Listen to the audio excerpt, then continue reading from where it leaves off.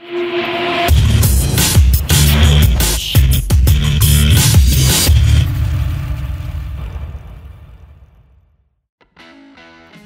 Venezia Mikael Egil Ellarsson ternyata punya darah Indonesia.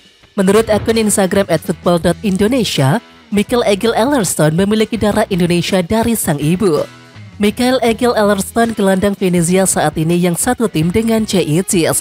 Ia mempunyai darah Indonesia dari ibunya. Ibunya lahir di Jakarta. Saat masih kecil ibunya diadopsi orang tua bule dan pindah ke Islandia. Tulis akun Instagram @football.indonesia.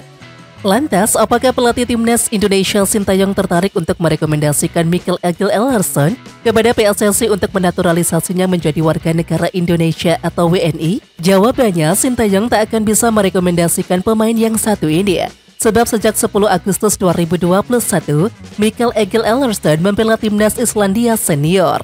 Sejauh ini pun Mikael Egil Ellarsson telah mengemas 13 caps dengan koleksi 1 gol. Gelandang timnas Indonesia Mark Klok mengakui kompetisi sepak bola kasta tertinggi di Indonesia atau Liga 1 harus berbeda. Mark Klok menilai pada Piala Asia 2023 yang lalu perbedaan ini cukup terasa. Kapten Persib Bandung ini tidak dalam posisi memojokkan Liga 1. Namun kenyataan di kancah Asia saat ini memaksa pemain harus ke luar negeri untuk meningkatkan level. Menurutnya salah satu yang harus dirubah adalah pola pikir pemain. Untuk mencapai itu ada banyak faktor, dan itu harus saya lakukan. Dan salah satu faktornya adalah dengan menambah latihan sendiri. Selesai latihan itu mungkin kita capek, tapi itu mungkin hanya di pola pikir. Saya bilang ke diri sendiri, saya belum capek dan ayo tambah lagi.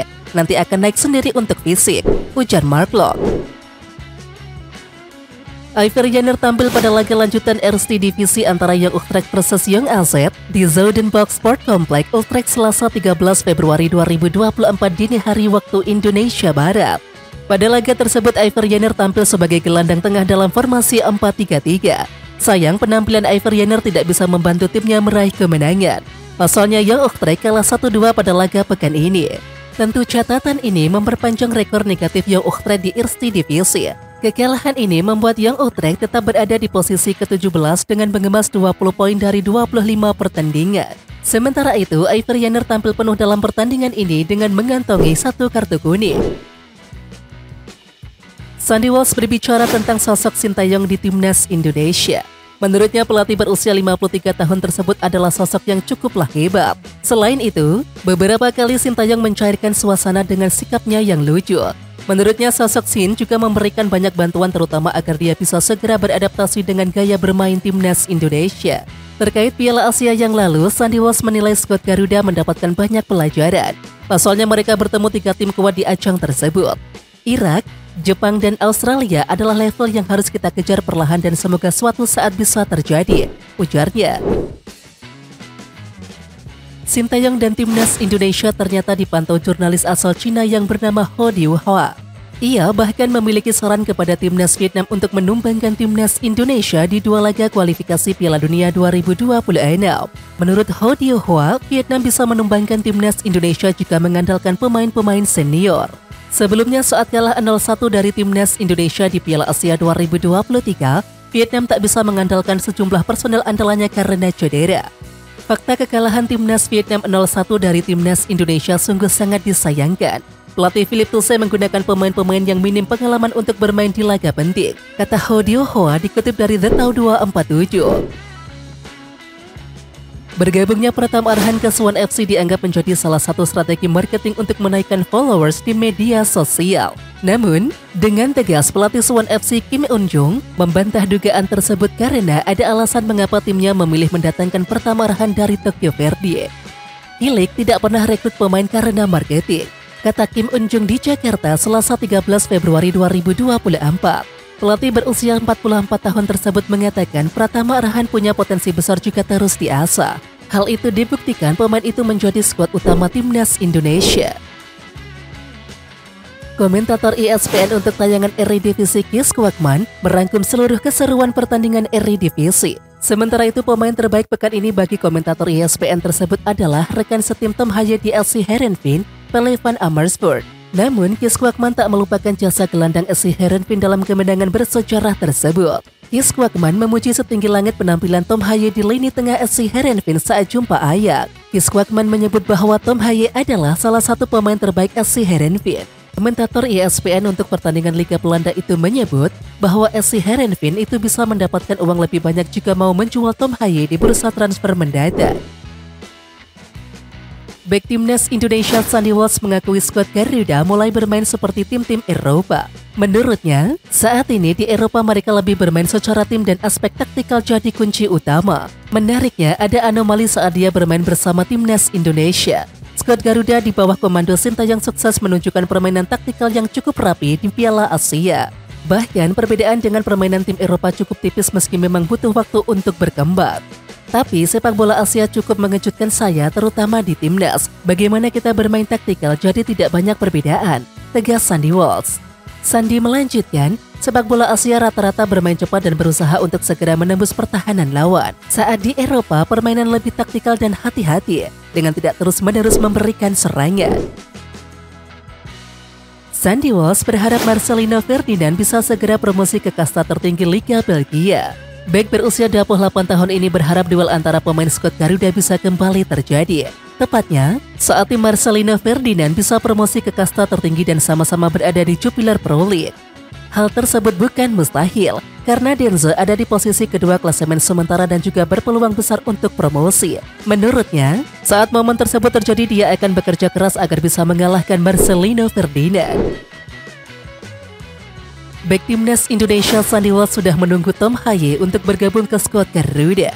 Tentu semua proses harus tuntas dan butuh kerja ekstra karena DPR baru akan menggelar sidang pada bulan Maret nanti.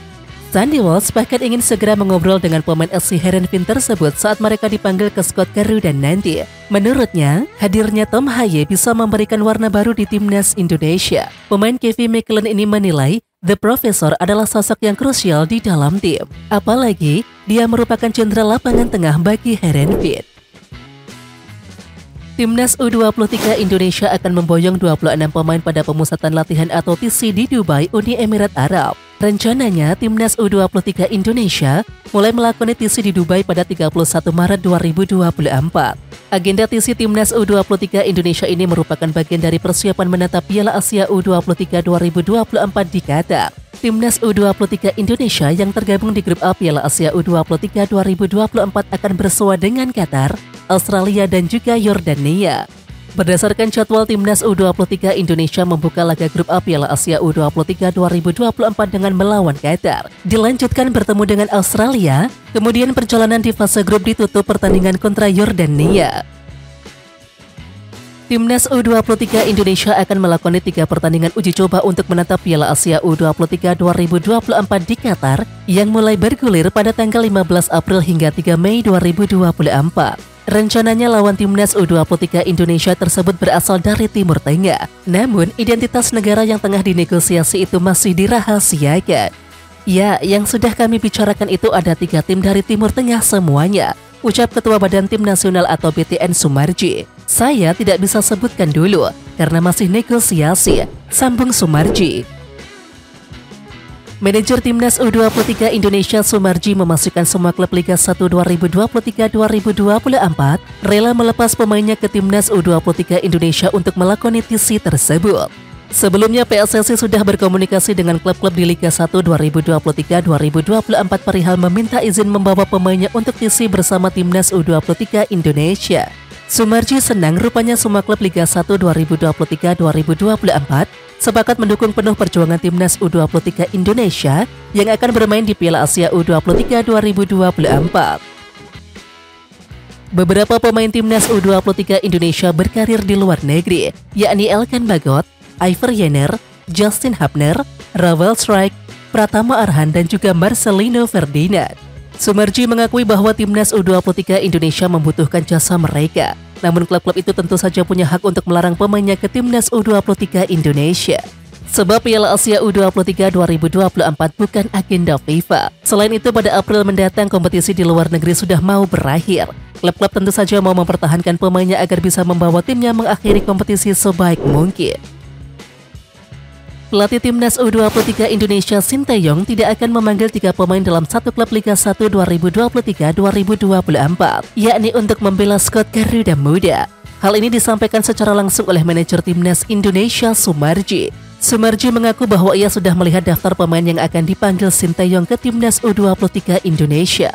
Daftar pemain itu pun juga sudah diinformasikan ke klub-klub Liga 1 2023-2024. Hasilnya, klub-klub Liga 1 2023-2024 setuju untuk melepas pemainnya ke Timnas U23 Indonesia. Dan tentu saja situasi ini membuat tenang PSSI agar Timnas U23 Indonesia bisa fokus bertanding di Piala Asia U23 2024. Oke Timnas Lovers, siapa kita? Kita Indonesia. Ayo kita dukung terus sepak bola tanah air Indonesia. Jangan lupa dukung terus Garuda Raya Channel dengan subscribe, like, dan komen karena saran dan kritik kalian sangat bermanfaat untuk perkembangan channel ini. Tungguin video selanjutnya dari Garuda Raya Channel. Salam olahraga.